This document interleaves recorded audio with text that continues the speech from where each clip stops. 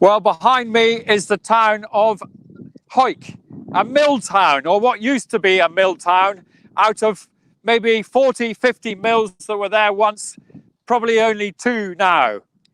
This is a town that's typical of many towns in the south of Scotland, crying out for investment and entrepreneurship. And that investment is not going to happen unless we end the never-endum. Serious money is not going to be invested in Scotland when we don't even know what currency we're likely to be using in a few years' time if we follow the separatist dream. If you look around also at those hills, you will see some very marginal agricultural land.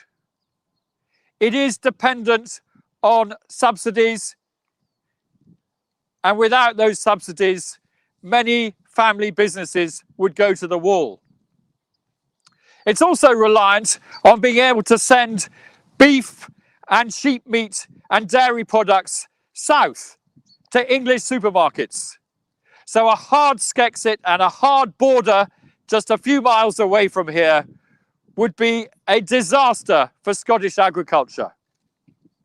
And that is why I, as a farmer, am standing for All for Unity in this election. We need to send a clear message that we in the south of Scotland will not be dragged out of the UK against our will. We've put forward a petition for the Unity Pledge. And that is to say that if there was ever to be an independence referendum, that the south of Scotland and other parts of rural Scotland would have a second vote, a people's vote, to opt back into the UK, so that we cannot be forced into a situation where we have to give up our British passports just because people in Glasgow and Dundee want us to. So remember, to stand up to separatism, give your first vote to the pro-UK candidate most likely to beat the SNP on the lilac ballot paper, and on the peach-coloured, the orange-coloured ballot paper with your second vote, vote All for Unity. Thank you. Bravo.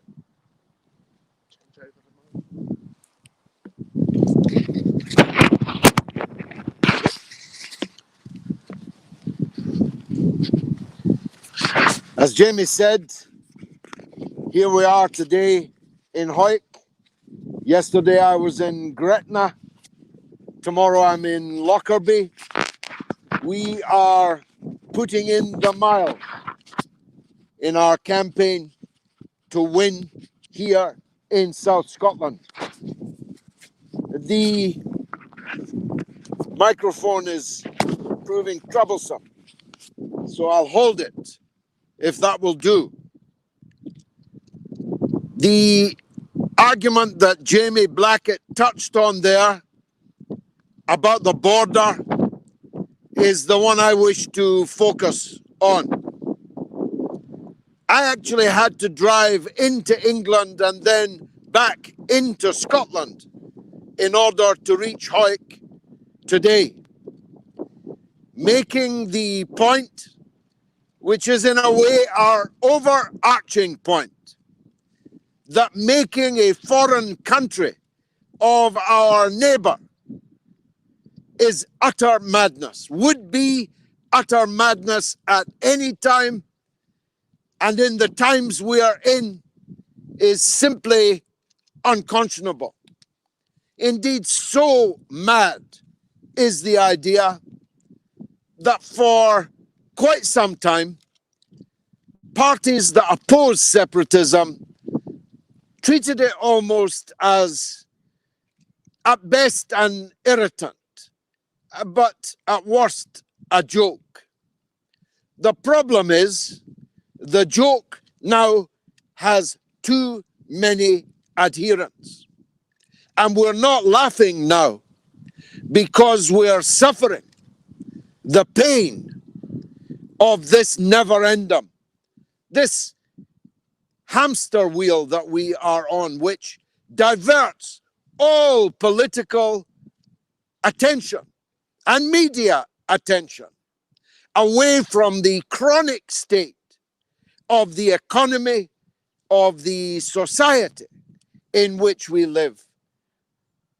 Across the fool's rainbow of separatism, nationalism, and so-called independence. And Hawick and other places like it in the south of Scotland are paying that price, as are virtually every community in Scotland. You want to make a border across a piece of land that has been won for more than 300 years, that was made one, not by them, but by us, was asked for, not by them, but asked for by us.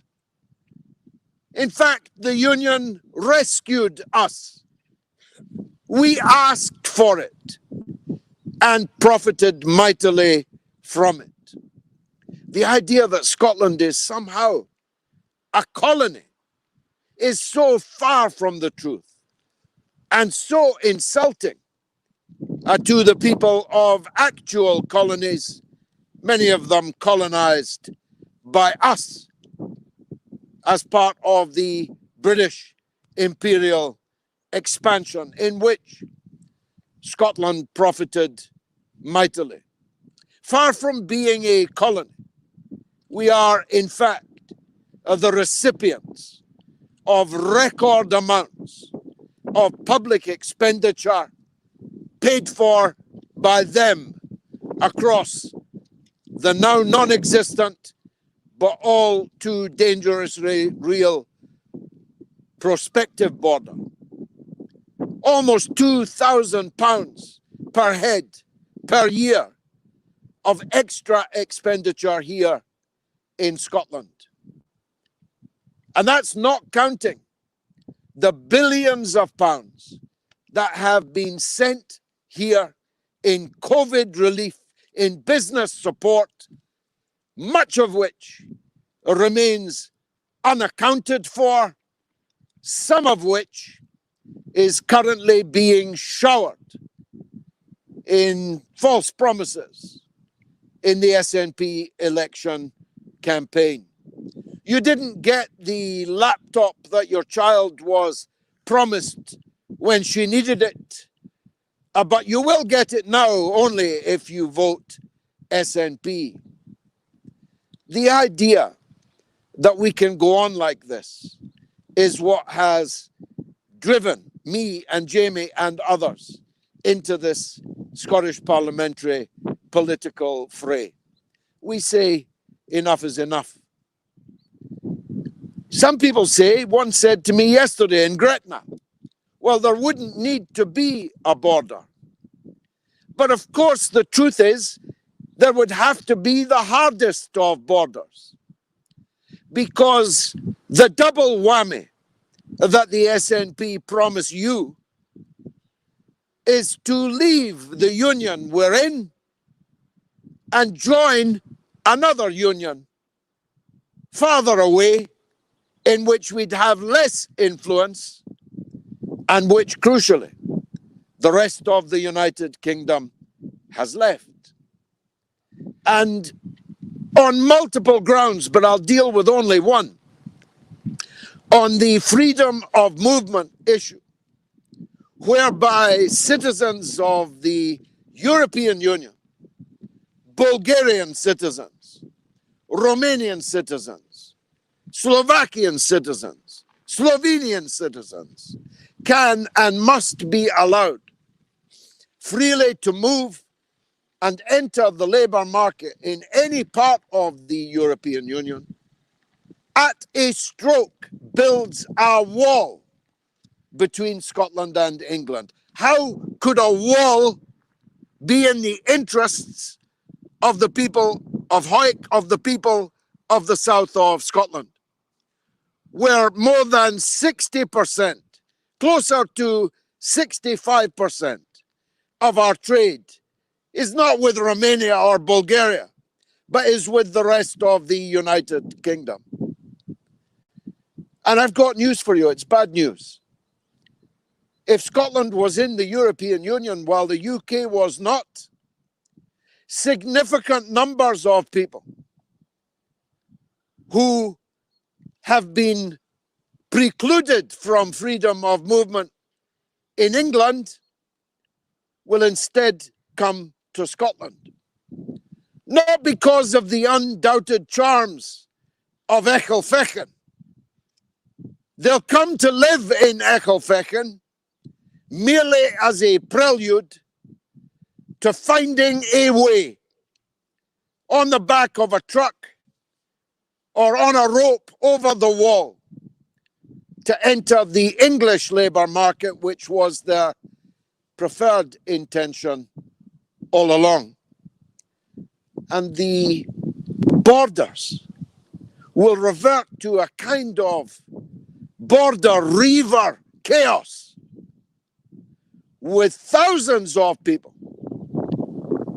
as in Calais, as in Sangat, as in the jungle, seeking somehow entry to England using Scotland as the portal. Is there anybody in Hawick wants that?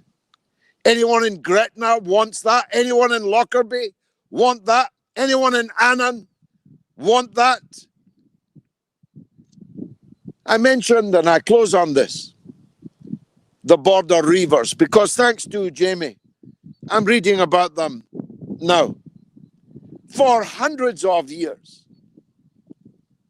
the lack of clarity about the status of this part of the world produced a paradise for smugglers, a paradise for raiders, a paradise for the lawless.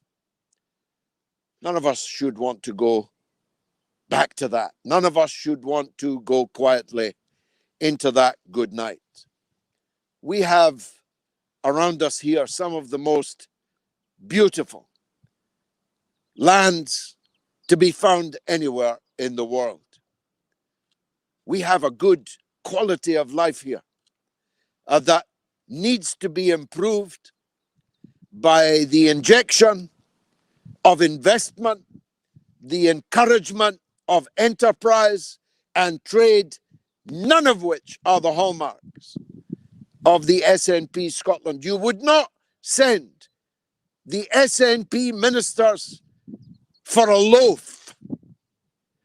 Never mind give them hundreds of millions of pounds of public money to spend, which they cascade down the drain, either in compensation. There's another one yesterday, a Spanish company, in for £100 million of compensation over the M8. The smelter gate, which I predict to you will become the biggest scandal ever in Scottish politics.